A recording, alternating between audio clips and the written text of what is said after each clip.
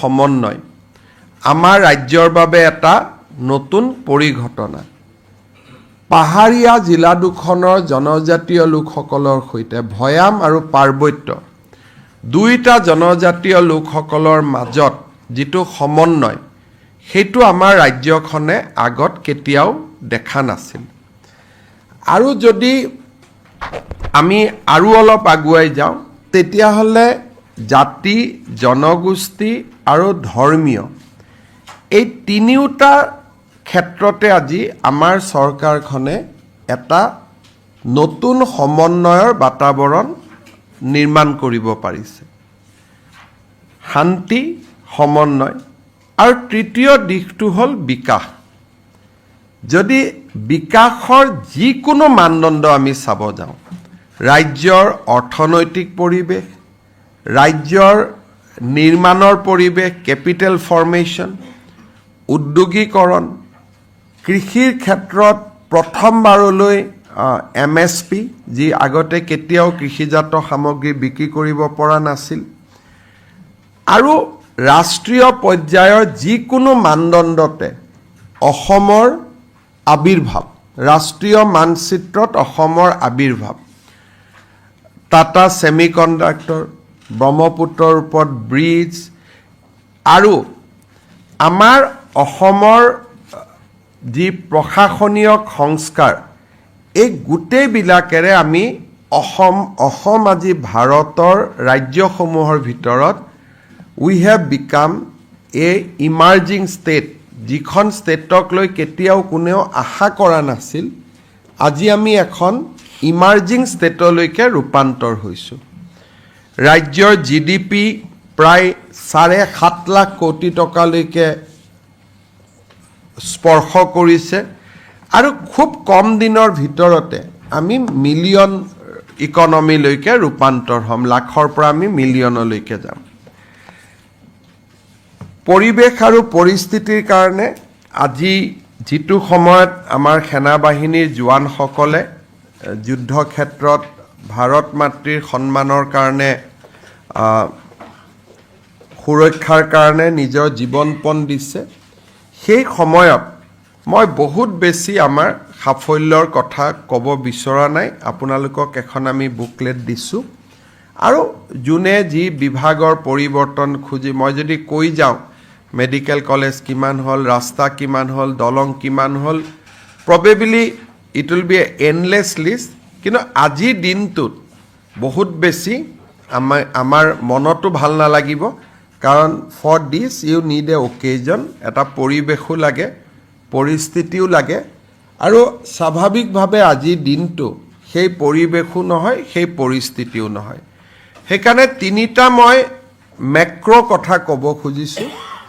ৰাজ্যৰ জীৱনলৈ ঘূৰি অহা অপাৰ শান্তি, জাতি, জনগোষ্ঠী, ধৰ্ম, সম্প্ৰদায়ৰ মাজত সমন্বয় আৰু বিকাশৰ নতুন দুৰন্ত গতি, এই তিনিওটা দিশ আজি আমি অসমক ভাৰতৰ এখন অগ্ৰগামী ৰাজ্যৰ মাজলৈ লৈ যাব পাৰিছোঁ।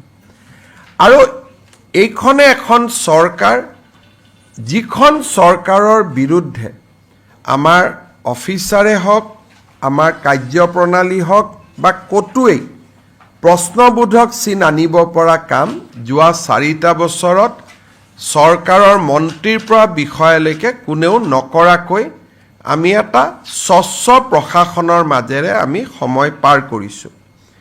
মই অসমবাসী ৰাইজৰ পৰা আশীৰ্বাদ বিচাৰিম যে আমি প্ৰতিটো পল, প্ৰতিটো ক্ষণ, প্ৰতিটো মুহূৰ্ত আপোনালোকৰ সেৱাৰ বাবে উৎসৰ্গিত, আৰু অনাগত এটা বছৰত আৰু তাৰ পিছতো বহু বছৰলৈ আমি আপোনালোকক সেৱা কৰিব খোজোঁ, আপোনালোকৰ আমি আশীৰ্বাদ বিচাৰিছোঁ।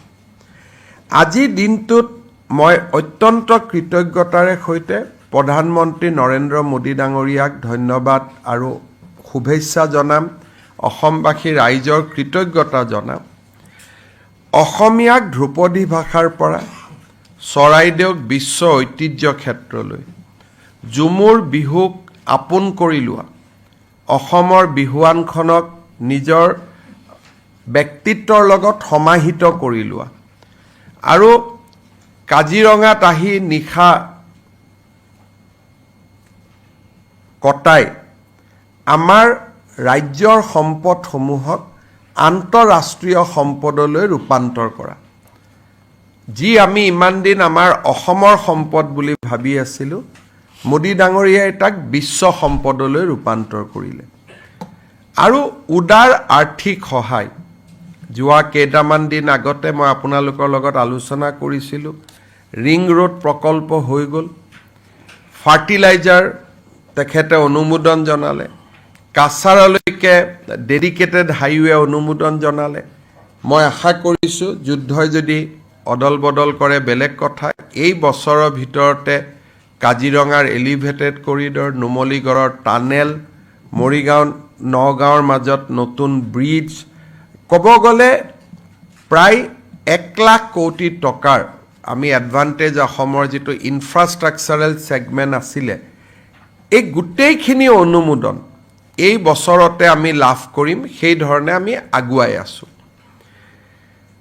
জাগিৰোডৰ পিছত এতিয়া দুটা বৃহৎ প্ৰাইভেট ইনভেষ্টমেণ্ট ৰূপসী আৰু চাপৰত in the name of thermal power projects মই ভাবোঁ যে এই বছৰত আমি another 50,000 crores আমি ইনভেষ্টমেণ্ট প্ৰপ'জেল চূড়ান্ত কৰিব আমি পাৰিম পাম ষ্ট'ৰেজৰ দৰে নতুন নতুন যি অসমৰ পানীক লৈ আমি কেতিয়াও যে পানী গৈ আছে ওলাই আছে পানী সম্পদ হ'ব কাৰ্বি আলং ডিমা হাছাও বা আন পাহাৰৰ পৰা নামি অহা পানী আমি সৌৰ শক্তিক সেই পানীত ষ্ট'ৰ কৰি আমি ষ্ট'ৰেজৰ মাজেৰে গধূলিৰ কাৰণে ইলেক্ট্ৰিচিটিলৈ নিৰ্মাণ কৰা য'ত 18,000 কোটি টকা ব্যয় হ'ব তেনেকুৱাও নতুন দুটা প্ৰকল্প মই ভাবোঁ যে উদ্যোগীকৰণৰো ডাঙৰ ভেটি এটা আমি নিৰ্মাণ কৰিব পাৰিছোঁ ইয়াক আমি আগুৱাই লৈ যোৱাৰ প্ৰয়োজন আছে প্ৰধানমন্ত্ৰী ডাঙৰীয়াই আশীৰ্বাদ কৰাৰ কাৰণে আমি আজি এটা নতুন পৰ্যায়লৈকে যাব পাৰিছোঁ আৰু মই ভাবোঁ যে এই ধৰণে যদি আমি আগুৱাই যাওঁ অনাগত কেইটামান বছৰৰ ভিতৰতে অসম ভাৰতৰ এখন অগ্ৰগামী ৰাজ্যত পৰিণত হ'ব 4টা বছৰৰ সম্পূৰ্ণ হোৱাৰ মুহূৰ্তত আজি আমাৰ কেবিনেট বৈঠক অনুষ্ঠিত হৈছিল আমি কেইটামান অত্যন্ত গুৰুত্বপূৰ্ণ প্ৰস্তাৱ আজি আমাৰ কেবিনেটত আমি অনুমোদন কৰিছোঁ আপোনালোকক মই এই বিষয়ে কম আৰু স্বাভাৱিকভাৱে সাফল্যৰ কথা আজি খুব কম শব্দতে মই সীমিত কৰিব খুজিছোঁ দেশৰ বিশেষ পৰিস্থিতিৰ পটভূমিত লোকপ্ৰিয় গোপীনাথ বৰদলৈ নামেৰে আমি গুৱাহাটী বিমানবন্দৰ উৎসৰ্গা কৰিছিলোঁ আমাৰ ৰাজ্যৰ দ্বিতীয়জন ভাৰত ৰত্ন ডক্টৰ ভূপেন হাজৰিকাৰ নামেৰে আমি ডিব্ৰুগড় বিমানবন্দৰটো উৎসৰ্গা কৰাৰ বাবে ৰাজ্য চৰকাৰে সিদ্ধান্ত লৈছে ই কেবিনেটৰ অনুমোদন লাগিব ইয়াৰ নিয়মটো হ'ল প্ৰথম কেবিনেটে অনুমোদন কৰিব লাগে তাৰ পিছত বিধানসভাই প্ৰস্তাৱ ল'ব লাগে তাৰ পিছত ৰাজ্য চৰকাৰে কেন্দ্ৰীয় চৰকাৰে ইয়াৰ ওপৰত সিদ্ধান্ত লয় অহা মাহত আমাৰ অসম বিধানসভাৰ এখন এদিনীয়া অধিৱেশন অনুষ্ঠিত হ'ব যাতে ৰাজ্যৰ কেবিনেটে লোৱা আজিৰ প্ৰস্তাৱটো আমি বিধানসভাৰ প্ৰস্তাৱলৈকে ৰূপান্তৰ কৰিব পাৰোঁ দ্বিতীয়তে আজি আমাৰ কেবিনেটত আৰু কেইটামান আমি গুৰুত্বপূৰ্ণ সিদ্ধান্ত গ্ৰহণ কৰিছোঁ এটি কলি দুটি পাত এই শীৰ্ষক আমি আঁচনি এখন আজি কেবিনেটে অনুমোদন দিছোঁ যাৰ জৰিয়তে অসমৰ চাহ বাগিচাৰ প্ৰতিগৰাকী পাৰ্মানেণ্ট এমপ্লয়ী আৰু টেম্পৰাৰী এমপ্লয়ী আমি এই বছৰত চাহ উদ্যোগে 200 বছৰ সম্পূৰ্ণ কৰাৰ পৰিপ্ৰেক্ষিতত 5,000 টকা আমি তেওঁলোকলৈকে এটা এককালীন সহায় আমি আগবঢ়াম আপোনালোকে জানে যে আমাৰ ৰাজ্যত অসম চৰকাৰৰ লগতে আন কেইবাটাও সংস্থাই একেলগে কাম কৰে, কিন্তু কৰবাত ৰাজ্য চৰকাৰৰ কৰ্মচাৰীৰ সমান তেওঁলোকে সুবিধা নাপায়। আজি আমাৰ ৰাজ্য চৰকাৰৰ কেবিনেটে আপোন ঘৰ, আপোন বাহন, য'ত নেকি 30 লাখ টকালৈকে ঘৰ বনাবৰ পৰা বেংকৰ পৰা লোন পায়, আৰু আপোন বাহন যাৰ জৰিয়তে 8 লাখ টকালৈকে গাড়ী কিনিবলৈ লোন পায়, ষ্টেট গভৰ্ণমেণ্ট গ্যাৰেণ্টি হৈ থাকে। এই আঁচনিখন আমি নেশ্যনেল হেল্থ মিছন, সৰ্বশিক্ষা অভিযান, সমগ্ৰ শিক্ষা অভিযান আৰু অসম যিখন আমাৰ ASTEC science and technology environmental councils আছে, শক্তি বিভাগৰ 3টা প্ৰতিষ্ঠান, APDCL, AEGCLকে ধৰি 3টা প্ৰতিষ্ঠান আৰু যিসকল PSU লাভজনকভাৱে কাম কৰি আছে, আছাম গেছ কোম্পানী হওক, যিবিলাক আমাৰ প্ৰফিটেবল PSU আছে, এই সকলোলৈকে আমি আপোন বাহন আৰু আপোন ঘৰ, এই আঁচনিখন আমি 2খন আঁচনি আমি সম্প্ৰসাৰণ কৰিবলৈ সিদ্ধান্ত লৈছোঁ।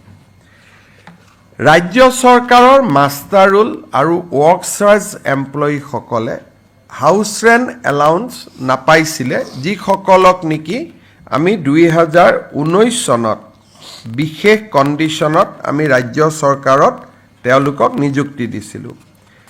আজি তেনেধৰণৰ মাষ্টাৰ ৰোল, ৱৰ্ক চাৰ্জ আৰু কেজুৱেল 13,822 গৰাকী কৰ্মচাৰীক আজি আমি 50% হাউচ ৰেণ্ট এলাউন্স দিবৰ কাৰণে সিদ্ধান্ত গ্ৰহণ কৰিছোঁ। আজি আমি এটা ডাঙৰ স্কিম এটা এনাউন্স কৰিছোঁ, মুখ্যমন্ত্ৰী জীৱন প্ৰেৰণা আঁচনি। এই আঁচনিৰ অধীনত 1 জুনৰ পৰা আবেদনৰ প্ৰক্ৰিয়া আৰম্ভ হ'ব। 2024-25 চনত গ্ৰেজুৱেশ্যন পাছ কৰা প্ৰতিগৰাকী ছাত্ৰ ছাত্ৰীয়ে এবছৰৰ বাবে 2,500 টকা মাহেকী তেওঁলোকে লাভ কৰিব, যাতে ইণ্টাৰভিউ আদিত তেওঁলোকে এপিয়াৰ হ'ব পাৰে। মুখ্যমন্ত্ৰী জীৱন প্ৰেৰণা এই আঁচনিখন আজি কেবিনেটে অনুমোদন জনাইছে। 1 তাৰিখৰ পৰা এই আঁচনিখনৰ আবেদনৰ প্ৰক্ৰিয়া আৰম্ভ হ'ব 1 জুনৰ পৰা। আৰু এই আঁচনিখনৰ সুবিধা ল'বৰ কাৰণে গ্ৰেজুৱেট ষ্টুডেণ্টজন ব্যক্তিগত বিশ্ববিদ্যালয়ৰ ছাত্ৰ ছাত্ৰী হ'ব নোৱাৰিব, অকল চৰকাৰী বা ৰাজহুৱা বিশ্ববিদ্যালয়ৰে ছাত্ৰ ছাত্ৰী হ'ব লাগিব। ৰাজহুৱা শব্দটো আমি এইকাৰণে উল্লেখ কৰিছোঁ যে 2-1খন আমাৰ অসমত প্ৰাইভেট ইউনিভাৰ্চিটি আছে, তেওঁলোক ঠিক ফিজৰ দৰে নহয়, সামাজিক সংস্থাই চলাইছে, তেওঁলোকক আমি এই আঁচনিখনৰ সুবিধা দিম। এই আঁচনিখনৰ লগতে ইউনিভাৰ্চিটিত যিসকলে ৰিচাৰ্চ কৰি আছে, সেই ৰিচাৰ্চ কৰা ষ্টুডেণ্টসকলকো আমি জীৱন প্ৰেৰণা স্কিম আমি আগবঢ়াম। তেওঁলোককো আমি এই আঁচনিখনৰ জৰিয়তে এটা এককালীন সাহায্য আমি আগবঢ়াম। আৰু দিব্যাংগ ৰিচাৰ্চ কৰাসকলক আমি নৰ্মেল ৰিচাৰ্চ স্কলাৰতকৈ আমি 2 গুণ আগবঢ়াম। ৰিচাৰ্চ স্কলাৰসকলক 20,000 টকা আৰু দিব্যাংগ ৰিচাৰ্চ স্কলাৰসকলক আমি 40,000 টকা আগবঢ়াম। আমি আজি কেবিনেটত লোৱা গুৰুত্বপূৰ্ণ সিদ্ধান্তসমূহৰ ভিতৰত এইখিনি মূলতঃ আছিলে। আৰু এটা আমি দূৰদৰ্শীভাৱে ভাৰত চৰকাৰে যোৱা কেইদিনমান আগতে এটা ইলেক্ট্ৰনিক কম্পোনেণ্ট মেনুফেকচাৰিং স্কিম এটা ঘোষণা কৰিছে, য'ৰ পৰা নেকি কেমেৰাৰ লাইট, কেমেৰা, ভিডিঅ'ৰ কেমেৰাৰ পাৰ্টছ, এইবিলাক ইলেক্ট্ৰনিক সামগ্ৰীবিলাক প্ৰস্তুত হ'ব। To complement that scheme, Bharat চৰকাৰে যিটো স্কিম লৈছে তাৰ লগত এডিশ্যনেল ইনচেণ্টিভ দি পেলাই আজি আমি Assam electronics component manufacturing top up scheme, top up মানে ভাৰত চৰকাৰে যি ইনচেন্টিভ দিছে তাতে আমি টপ আপ কৰিছোঁ এই আঁচনিখনো বা এই প্ৰস্তাৱটো আজি কেবিনেটে অনুমোদন জনাইছে বাকি যিখিনি আমাৰ সৰু সুৰা আৰু কেবিনেটৰ সিদ্ধান্ত আছে সেইখিনি আপোনালোকে আমাৰ ইয়াতে প্ৰেছ ৰিলিজত আপোনালোকে পাব পাৰিব এতিয়া আমি কেবিনেটত লোৱা আন কেইটামান সিদ্ধান্তলৈকে আহিছোঁ যিটো আজিৰ সময়ৰ প্ৰাসংগিক ইন ৰিলেটেড টু দ্য প্ৰিভেইলিং সিটুৱেশ্যন এই সময়টো হৈছে যে ভাৰতীয় সেনা বাহিনীৰ লগত থিয় হোৱা আৰু এই সময়খিনি হৈছে যাতে আমি সেনা বাহিনীৰ প্ৰতিটো প্ৰচেষ্টা প্ৰতিটো উদ্যম আৰু প্ৰতিটো সাহসী কাম কাজক আমি প্ৰেৰণা যোগোৱা আমি তেওঁলোকক সাহস দিয়া আৰু তেখেতসকলৰ লগত থিয় হোৱা যুদ্ধ চলি থকা পৰিৱেশলৈকে ৰাজ্য চৰকাৰে নিজকে অত্যন্ত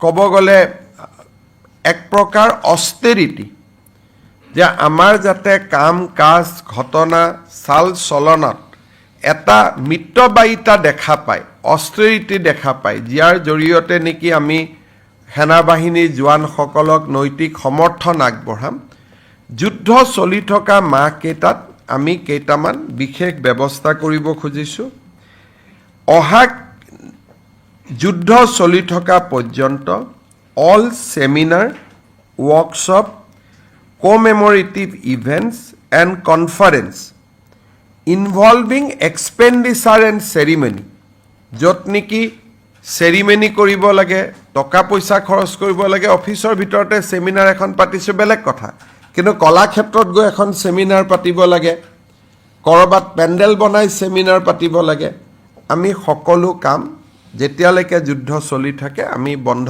কৰিছোঁ যে আমি মিতব্যয়িতাৰ মাজেৰে কনফাৰেন্স কৰিব লাগে সিএমৰ কনফাৰেন্স ৰুমতে কৰিলে জনতা ভৱনতে কৰিলে ডিসি ৰুমতে কৰিলে কিন্তু আমি যেটো পাব্লিকলি আমি কৰোঁ এই কামখিনি আমি নকৰোঁ যেতিয়ালৈকে যুদ্ধ সমাপ্ত নহয় আমাৰ কোনো অফিচাৰ আৰু মন্ত্ৰী চৰকাৰী খৰচত বিদেশ ভ্ৰমণত নাযায় যে আমি সিদ্ধান্ত লৈছোঁ যে during this period no officers no ministers will travel abroad during this period যুদ্ধ চলি থকা সময়লৈকে ৰাজ্য চৰকাৰে পুলিচক বাদ দি আৰক্ষীৰ বাবে প্ৰয়োজন হলে বেলেগ কথা আৰক্ষী বা সেনা বাহিনীৰ কামকাজক বাদ দি আন গাড়ী মটৰ এই কেইটা দিন আমি কোনেও নিকিনো দি গাড়ীৰ প্ৰপ'জেল আহে ভেহিকল কিনাৰ কথা থাকে এই কেইটা দিন আমি নতুন গাড়ী মটৰ একো নিকিনো মানুহে ভাল নাপাব একেটা দিন কোনোবাই নতুন গাড়ী এখন কিনি চলাই আছে গতিকে আমি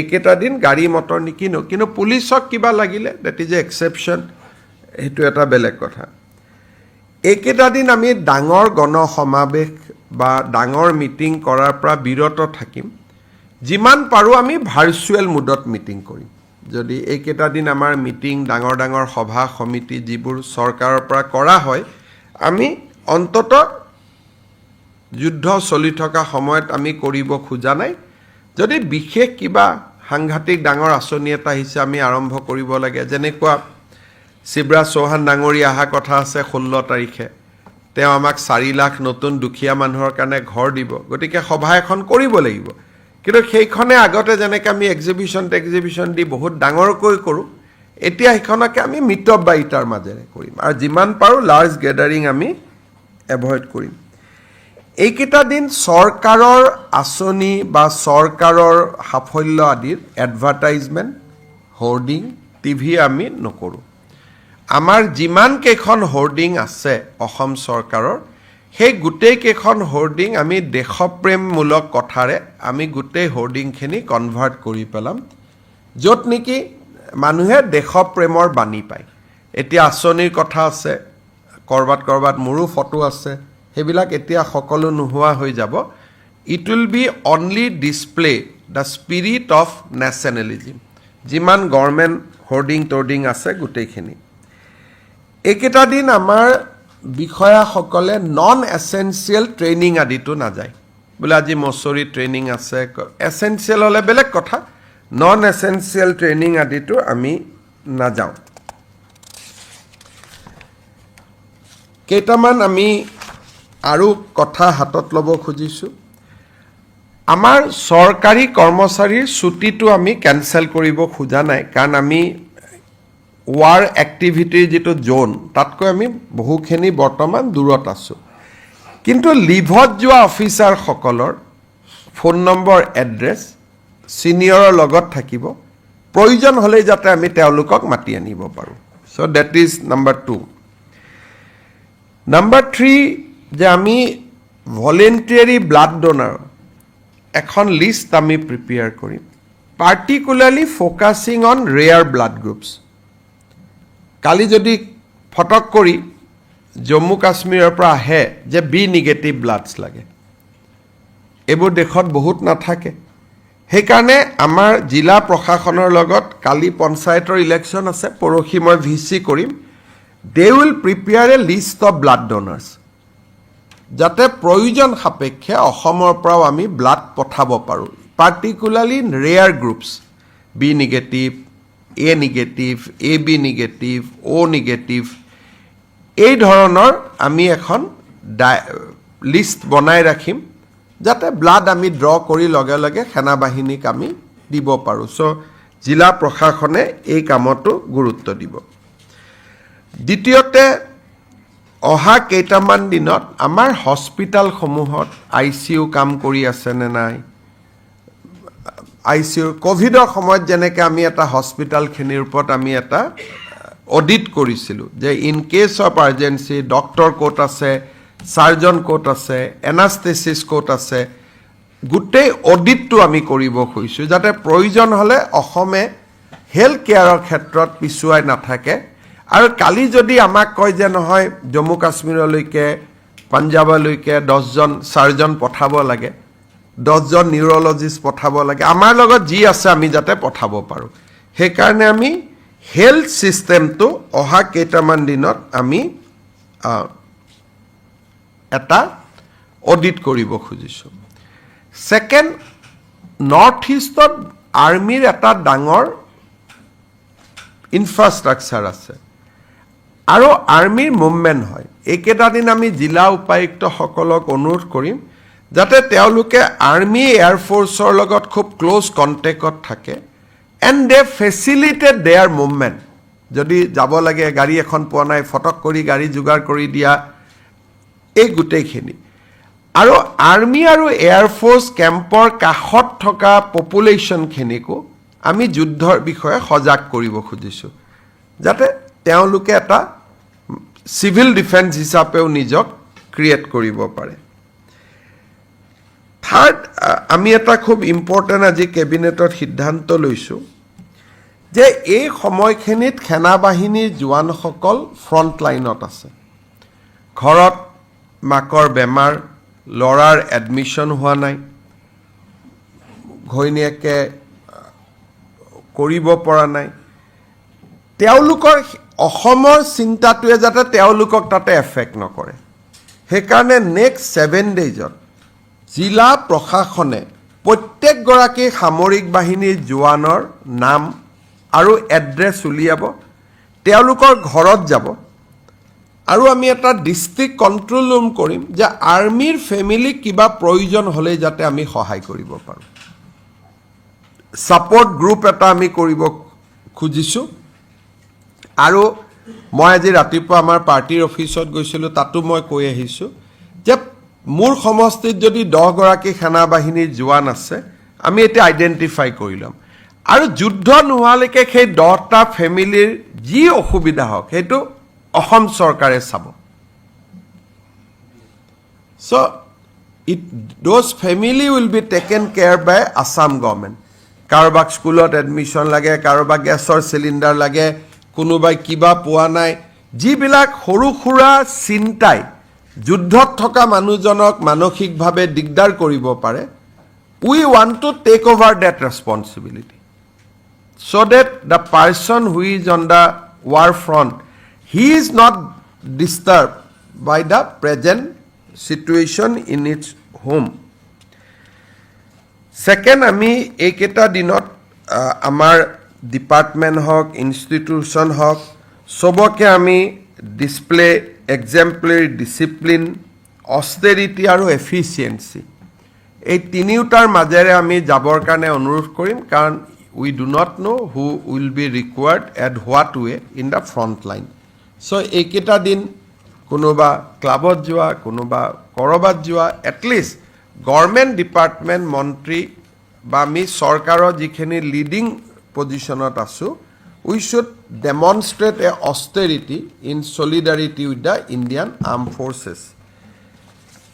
ভাৰত চৰকাৰে এটা আমাক বিশেষ নিৰ্দেশ দিছে যিটো আপোনালোকৰ মাজেৰে আমি পপুলাৰ হোৱাটো বিচাৰিছোঁ প্ৰত্যেক মাহত অসমলৈ চাউল আহে ৰাইচ আহে যাৰ থ্ৰুদি আমি ৰেচনৰ দোকানৰ থ্ৰুদি আমি গাঁৱৰ মানুহক আমি বিতৰণ কৰোঁ আৰু এইটো প্ৰত্যেক মাহে মাহে আহে ভাৰত চৰকাৰে বিচাৰিছে যে লজিষ্টিক ৰেছপন্সিবিলিটিটো গভৰ্ণমেণ্ট অফ ইণ্ডিয়াৰ কমি যাব লাগে যাতে দে কেন put the energy for other important demands. সেইকাৰণে তেওঁলোকে আমাক অনুৰোধ কৰিছে যে 3 মাহৰ চাউল তেওঁলোকে একেলগে দি দিব অৰ্থাৎ জুন মাহত জুন জুলাই আগষ্ট এজন মানুহে 5 কেজি কৈ পায় 5 কেজিৰ পৰিৱৰ্তে আমি 15 কেজি দি দিম যাতে জুন জুলাই আগষ্ট নেক্সট ছেপ্টেম্বৰত পাব সো 3 মাহৰ নেশ্যনেল ফুড সিকিউৰিটি এক্টৰ চাউল আমি জানুৱাৰীত জুনত আমি একেলগে দি দিম খালি ৰাইজে এইটো ভাবিব নালাগে যে এইটো ৰাইচ বাঢ়ি গ'ল গতিকে অহা মাহতো 15 কেজি পাম তাৰ পিছৰ মাহতো 15 কেজি পাম 5 কেজিয়ে আছে কিন্তু 3 মাহৰ চাউল আমি একেলগে দি দিম আমি টিভিয়ে পত্ৰ ইয়াক আমি কৰিম ইউজুৱেলি এটা ফেমিলিয়ে মেক্সিমাম 35 কেজি পায় 35 into 3 112 105 হ'ব না সো 105 কেজি আমি দি দিলো সবে 35 নাপায় যাৰ পৰিয়ালৰ সংখ্যা কম কিন্তু 5 into 7 মেক্সিমাম 35 পায় কোনবাই 15 পায় কোনবাই 20 পায় জুনে যিমান পায় তাৰ আমি 3 টাইমছ দি দিম যাতে কোনো ধৰণৰ ভাৰত চৰকাৰৰ লজিষ্টিক প্ৰেছাৰটো যাতে কমি যায় কাৰণ ট্ৰাকবিলাক যদি অসমত আহি থাকে যুদ্ধ ক্ষেত্ৰত যাব নোৱাৰিব সেইকাৰণে এবাৰতে যদি আমি 3 মাহৰ চাউল লৈ লওঁ তেতিয়াহ'লে গোটেই লজিষ্টিক ৰেলত চাউলৰ কাৰণে মালবাহী ৰেল আহিব লাগে এতিয়া ৰেলত আমি আৰ্মিৰ মুভমেণ্ট লাগিব গতিকে যদি মালবাহী ট্ৰেইন 3 বাৰ আহাতকৈ এবাৰ আহিলে 2 বাৰ ফ্ৰী হৈ যাব সো এইকাৰণে লজিষ্টিক প্ৰেছাৰৰ পৰা ফ্ৰী কৰি দিবৰ কাৰণে আমি 3 মাহৰ চাউল জুন মাহত একেলগে দিম এইটো অসম বুলি নহয় সকলো ৰাজ্যৰ কাৰণে এইটো এছঅপি হৈছে আৰু অসমৰ ৰাজ্যক মই বিশেষকৈ কথাখিনি অলপমান জনাই ৰাখিব খুজিছোঁ আপোনালোকে যদি কিবা প্ৰশ্ন সুধিব খোজে মই আগতেই কৈছোঁ যে আজিৰ প্ৰেছ কনফাৰেন্সখন কমপ্লিট বেলেগ হ'ব লাগিছিলে কিন্তু বিশেষ পৰিস্থিতিৰ কাৰণে আমি যিমানখিনিলৈকে ক'ব লাগে সিমানতে আমি শেষ কৰিছোঁ বাট আপোনালোকে যি প্ৰশ্ন সুধিব খোজে সুধিব we share চাওক আটাইতকৈ ডাঙৰ প্ৰাপ্তি হ'ল অসমখনক শান্তিলৈ উভতাই লৈ অহা আৰু শান্তি বুলি কওঁতে শান্তি কিয় হ'ল জনজাতি অজনজাতীয় লোকৰ মাজত সমন্বয় হ'ল জাতি ধৰ্ম বৰ্ণ সকলো আজি একে মঞ্চত থিয় হৈছে গতিকে মই ভাবোঁ যে 3টা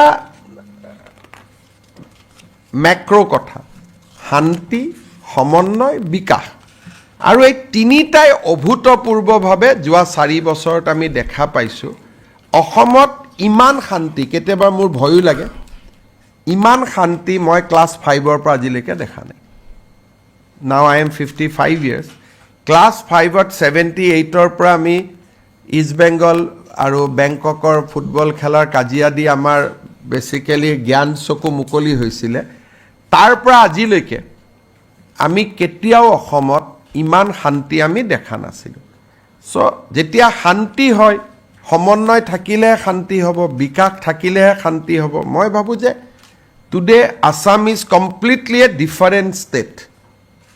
আগৰ কোনো কথাৰ লগতেই মিল নাই, ঐতিহ্য আছে, পৰম্পৰা আছে, but from our resolve to do something more, we are completely a different state নাও।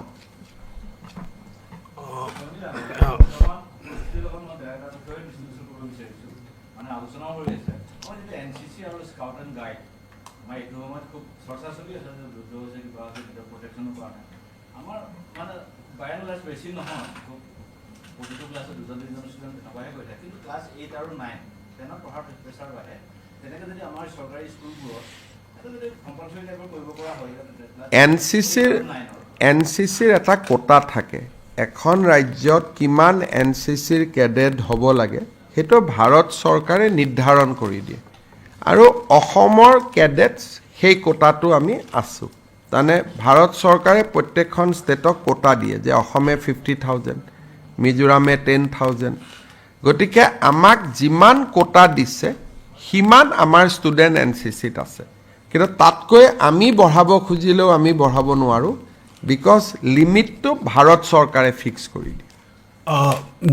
We see a very definite pattern in terms of infiltration right from last 6-7 months, especially in Assam and Tripura. So what do you think? There is a need for, especially for Bangladesh, like, I think that infiltration is a big issue, and we have now decided that we will not go through the legal process. Earlier decision was to arrest a person and then bring it to the Indian legal system. So you have seen the number of infiltration because communication has increased.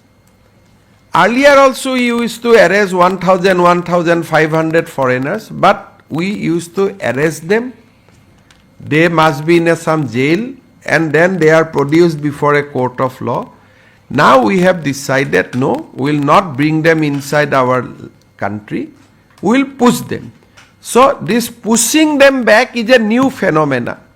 That is why you are hearing more numbers. Otherwise numbers is almost same. Every year I think 4,000-5,000 people enter, but because of pushback, this number will become minimized now. So pushback is a new innovation. Sir, given the situation in the Western Front, do you think now in the Eastern Front, elements from Bangladesh can become more of a threat to the internal security? I think, you see, you can apprehend anything, but last 10 days we have not seen any activity. So you can think of everything that something will happen from this front, that front. For speculating, it is fine. But as we are actively monitoring Indo-Bangla border, we have not seen any activity. Rather, during these days, we have pushed back many people to Bangladesh. So I don't think that as of now there is any activity which will obviously worry us. But Indian government will know much because they have a different mechanism to ascertain. But from our point of view, we have not seen anything unnecessary in last 10 days. Also, if you can repeat in English briefly the decisions taken by the cabinet. Today, Assam government has taken certain important decision in our cabinet. First, we have decided to suspend all meetings, ceremonies which involve expenditure. We have suspended the foreign travels, we have suspended the trainings, we have suspended ceremonies, so that during this period we align with the families of our armed forces. So we have decided not to purchase new vehicles except police. We have decided that we will not go for any training which is not very important. We will not go for foreign travels. We will not go for any ceremony. And we will maintain a austerity till this phase is over. Second, we have decided to prepare a list of a book containing the list of blood donors, particularly for rare groups, so that if there is a requirement, Assam can contribute. So that is another important decision. Third, we have decided to, we have instructed our deputy commissioners and all other officers and ministers to visit the family of Army Jawan and to take care of their family till the Jawan come back from the battlefield. Our idea is to, sometime a Jawan is disturbed by the fact that his parents is in hospital. Sometime he is disturbed by the fact that his son is not getting admission in school. Sometime they are disturbed by the fact that there is certain family issues. So we have decided to expand our hands of solidarity to all the family of army people, family of army Jawans and officers, so that during this period, Government of Assam takes care of them completely. So that is, we have decided from tomorrow, DC will ensure, Deputy Commissioner will ensure that an important officer visits the family of every army Jawan. A support system is developed. So whatever support they required, we offer it. And the person who is in battlefield, he is not disturbed by the whatever happening in Assam. So we will take care of them. Of course, Government of India has decided that 3 months food grain under National Food Security Act will be given in advance. So we will follow that instruction of Government of India. Third, we have also set up a control room. So the Assamese students who are studying in Chandigarh, Jammu Kashmir, if they want to come back, we extend support to them. So that is another decision in cabinet to create a support system for the students who are in conflict zone. So if they want to come back, they can come back. Of course, we have asked our police, battalions, Jawans to remain in extremely alert, physically fit, disciplined, so that as and when there is some requirement, they can be second defense or third defense for our country. Mr. Chief Minister, recently 300 Bangladeshis who were arrested in Gujarat were deported by Agartala. In this regard, there was also a judgment from instruction from the High Court, if I'm not wrong, as far as the detainees who are declared foreigners are concerned. Matia people has also gone. We have pushed them back. Only those people are there in Matia where litigation is there. Except those, everybody from detention center has gone back to Bangladesh. How many of them have gone back? I mean these numbers I am not keeping it, but There's gone back with the same batch of people from Gujarat. it was an operation by Government of India. Assam was a stakeholder, and along with the people who were identified in the other parts of the country, identified foreigners of Assam has also been pushed back. Most of the people against whom, yes, Rohingya has also gone back. So, Jiman Bangladeshi Amar Asile, are declared foreigners, no appeal pending. Ba Kese kora nai, khali ami rakhi thoisilu. So Matia is almost free now. 30-40 people are left. So everybody has been pushed back. But our pushback is a daily affair because now we have created a system. 0 line we intercept. We convince BDR, look, they are about to cross. You stop them.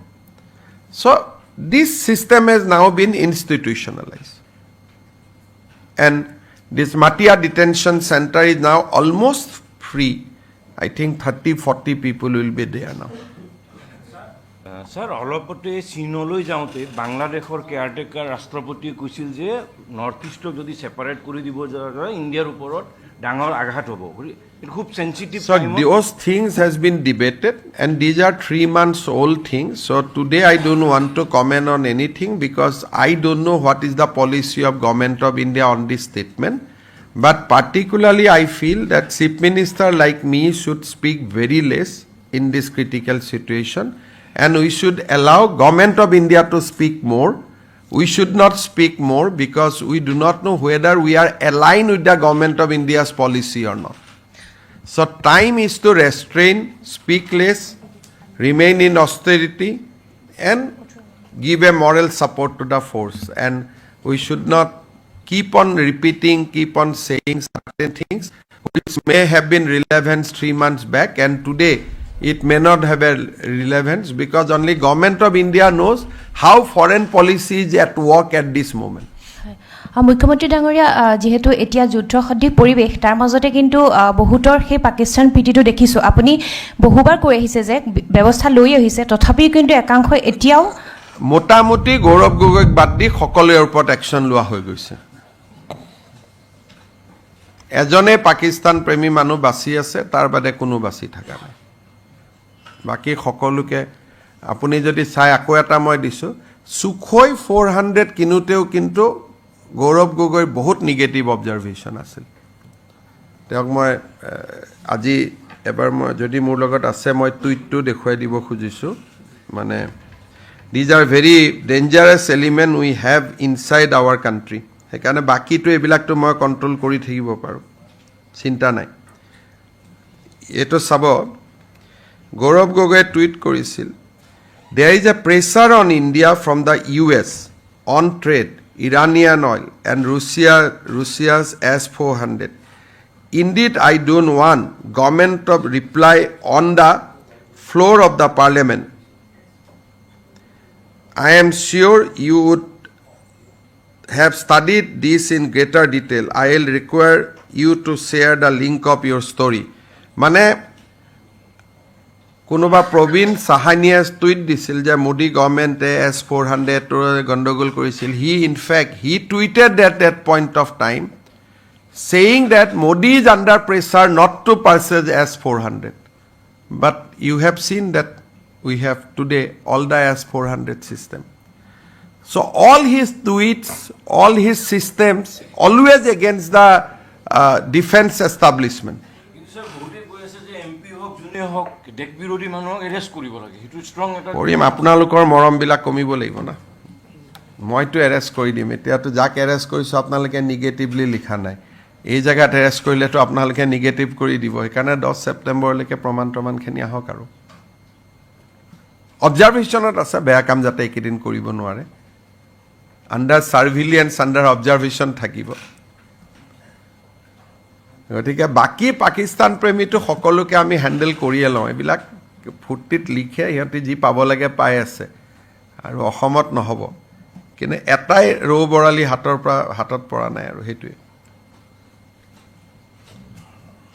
হ'ব sir এই সময়ছোৱাত দেখা যায় যে যুদ্ধকালীন পৰিস্থিতিৰ অচিলা লৈ একাংশ ব্যৱসায়ীয়ে অত্যাৱশ্যকীয় খাদ্য সামগ্ৰীৰ দাম বঢ়াব পাৰে গতিকে এই ক্ষেত্ৰত কিবা অসমৰ যি ব্যৱসায়ী আছে মই ভাবোঁ তেওঁলোকো ৰাষ্ট্ৰভক্ত আৰু মই অসমত তেনেকুৱাই পুৰণা যিটো শুনিছিলোঁ আমাৰ হালধীয়া চৰাই বাওধান খাই এনেকুৱা কিতাপবিলাকৰ যিবিলাক ষ্টৰী আছিল আজিকালি এইবোৰ ৰিলেভেণ্ট নহয় কাৰণ অসমীয়া ল'ৰাবিলাকে ব্যৱসায় কৰে বা কোনোবা মানুহে ব্যৱসায় কৰি আছে তেওঁৰে ল'ৰা আৰ্মিত আছে গতিকে আজিৰ পৰিপ্ৰেক্ষিতত আগত আমি 20 বছৰ আগতে চিনেমা বা উপন্যাসত পঢ়া কথাবিলাক আজি বহুত প্ৰাসংগিক নহয় সেইকাৰণে কোনেও সাহু নকৰে আৰু আজিকালি ব্যৱসায়ীসকলে উল্টাই পইচা দিয়েহে এনেকুৱা ঘটনাত কোভিডৰ সময়তো দেখিছে তেওঁলোকে হাত উজাৰি আমাক সহায় কৰিছিল কোনেও এক্সপ্লইট কৰা নাছিল গতিকে মই নাভাবোঁ যে এইবোৰ কেতিয়াবা হয়তো আছিল কিন্তু আজিকালি সেইবিলাক বহুত প্ৰাসংগিক নহয় আৰু যদি কোনোবাই কৰে government is there to take strong action শেষত মই এটা কথাৰে সামৰণি মাৰিম এই যুদ্ধ চলি থকা সময়ত সাম্প্ৰদায়িক সম্প্ৰীতি আমাৰ কাৰণে খুবেই প্ৰয়োজনীয় হিন্দু হওক মুছলমান হওক শিখ হওক বৌদ্ধ হওক জৈন হওক সকলো ধৰ্মৰে মানুহ সেনাবাহিনীত আছে মই অসমৰ ৰাইজক আৰু সকলোকে অনুৰোধ কৰিম যে এইকেইদিন যাতে আমাৰ ইণ্টাৰনেল ইছ্যুজ কেতিয়াবা থাকে, but we should not tweet, we should not write something যোনে আন এটা কমিউনিটিৰ মনত অবিশ্বাসৰ বাতাবৰণ সৃষ্টি কৰিব। সেনা বাহিনীত যিটো একতা আছে সেই একতাটো আমি সমাজতো ৰাখিব লাগিব। গতিকে আমি যিটো কেতিয়াবা আমি অসমক চাই কেতিয়াবা আমি এক্সট্ৰিম কথা ক'বলগীয়া হয়, কিন্তু এতিয়া অসমক চাই কোৱা সময় নহয়, এতিয়া যি কৰোঁ সেনা বাহিনীক চাই কৰা সময়। গতিকে সেনা বাহিনীত যিটো একতা আছে দেশক লৈ, যেনেকৈ আপোনালোকে দেখিছে তাত হিন্দু মানুহো আছে, মুছলিম মানুহো আছে, খ্ৰীষ্টিয়ানো আছে, বৌদ্ধও আছে, জৈনো আছে। এইকেইটা দিন যাতে আমি কোনেও এনেকুৱা কথা বতৰা নকওঁ যিয়ে আমাৰ একতাটো বিনষ্ট কৰি দিব পাৰে। ঘৰুৱা ইছ্যু থাকে, আমাৰ ইলেকশ্যন আহিব, আমি আকৌ কম কথা যি ক'ব লাগে, কিন্তু এইকেইটা দিন আমি কথাই ব্যৱহাৰ বতৰাত এনেকৈ থাকিব লাগিব যাতে আৰ্মিৰ ঐক্য বা আৰ্মিৰ ইউনিটিত যাতে আমি ইনডাইৰেক্টলি এফেক্ট কৰি নেপেলাওঁ। যদি if we give a comment against any Sikh community, if we give comment against any Hindu community, if we give comment any Muslim community, any Buddhist community, any Jain community, this may become a bigger, and Pakistan is trying for that to divide us. So we should not allow Pakistan design to be successful. So now our policy, now our main idea is to remain as an Indian. This is not the time to invoke our religious identity. This is not the time to invoke our ethnic identity. It is not the time to invoke our regional identity. This is the time to invoke identity as Indian. And I think this is the most important thing, and we should do that. This is the most critical period in our history, and we should support our Prime Minister. We should support our armed forces, and we can do that if we do not indulge in certain things which will break our unity, break our command. So we should not do anything. We should firmly remain as Indian. How about?